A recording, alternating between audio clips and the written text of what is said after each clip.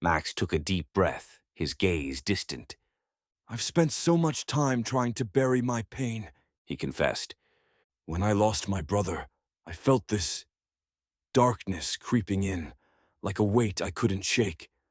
I pretended I was fine, but fear and anger kept festering. Lily leaned closer. You're not alone, Max. We've all got baggage. I know.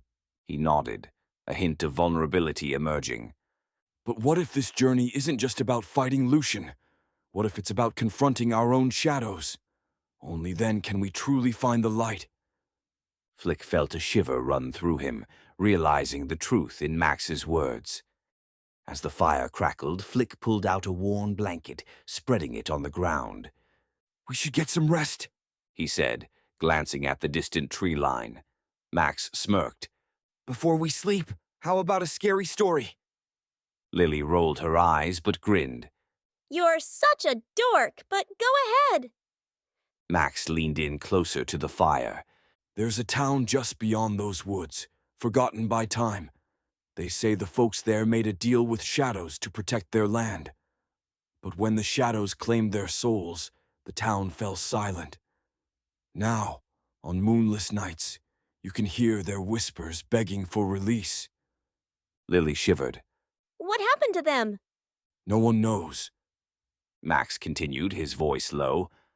But sometimes, if you listen carefully, those shadows come looking for new souls to join them. A chill swept through their camp, and as Max finished, the forest felt eerily still. All right, now I really want to sleep, Flick said, laughter fading into nervousness. They settled into their blankets, the weight of the night thick in the air. As the fire flickered, shadows danced around them. Flick whispered, Do you think it's true? Max shrugged, a grin resurfacing. It's just a story, but it makes you wonder, right? Lily's eyes darted to the trees. I hope we don't hear any whispers tonight. The group settled in, unease creeping in as sleep claimed them, the forest alive with secrets. In the depths of sleep, Flick found himself standing in a misty realm, the air shimmering with an ethereal glow. Before him floated the crystal, pulsing gently like a heartbeat. Flick, It whispered, its voice melodic yet haunting. you must heed my call. The shadows that claim the town are drawn to fear. They thrive on it. To protect your friends, you must confront them. Flick reached out, mesmerized. But how? Trust in your strength. The crystal replied, swirling around him. Face the darkness with courage, for light can pierce even the deepest shadows. With that, the mist thickened, and Flick awoke with a start, the crystal's words echoing in his mind. Flick jolted awake, sunlight filtering through the trees. Panic swept over him as he noticed Lily and Max were gone. Guys? He called, voice shaky. Silence enveloped him, thick and foreboding. A rustling in the nearby underbrush snapped his attention. Adrenaline surged, and he crouched low, heart racing. The forest felt alive, shadows looming between the branches. Is that you? He whispered, hoping for a familiar voice. The rustling grew louder, creeping closer. With a deep breath, Flick steeled himself, uncertain of what or who was watching from the shadows. Flick remained crouched, his breath hitching as the rustling grew more pronounced. Lily! Max! He called again, his voice barely above a whisper. The underbrush parted, revealing a pair of gleaming eyes, and Flick's heart raced. A small creature emerged, a startled rabbit, its ears perked up in alarm. Flick's tension eased slightly, but unease lingered. He stood slowly, scanning the forest for any signs of his friends. The dream's urgency clung to him, reminding him he had to act. With newfound determination, Flick set off deeper into the woods, calling for them again. Flick pressed on, every rustle making him jump. After a few tense moments, he heard a faint call. Flick, over here! Rushing toward the voice, Flick broke through a thicket and found Max crouched behind a fallen log, his face flushed with worry. Where's Lily? Flick asked urgently. I don't know. I thought she was right behind me. Max replied, glancing around anxiously. Let's keep looking, Flick said, adrenaline coursing through him.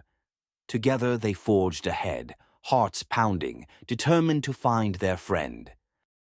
As Flick and Max pushed deeper into the woods, a haunting melody floated through the trees, echoing like a siren's call. Do you hear that? Flick whispered, his skin prickling. Max paused, nodding. It sounds like Lily, but something's off. The notes danced through the air, alluring yet unsettling. Flick felt an inexplicable pull toward the sound. We have to check it out, he urged, glancing at Max, who hesitated but ultimately nodded. Together they moved cautiously toward the enchanting yet eerie voice, unaware of what lay ahead. As they approached the source of the haunting melody, the air grew cooler, the trees closer. Flick felt a chill creep down his spine. Lily? He called, but the voice only rose in pitch, flowing like water through the underbrush. Flick, wait. Max grabbed his arm. This doesn't feel right.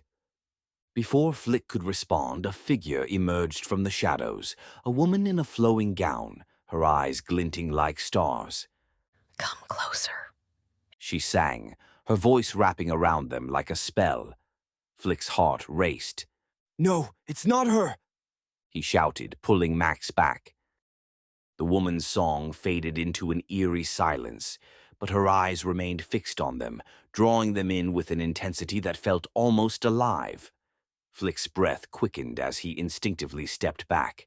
Max gripped his arm tighter. We need to go, he urged, glancing back toward the path.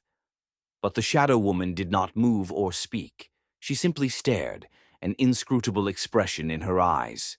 Flick felt an overwhelming sense of dread wash over him. Run! He shouted, and they turned, racing through the underbrush, the haunting stare of the woman burning into their backs. Flick and Max burst into the clearing, gasping for breath.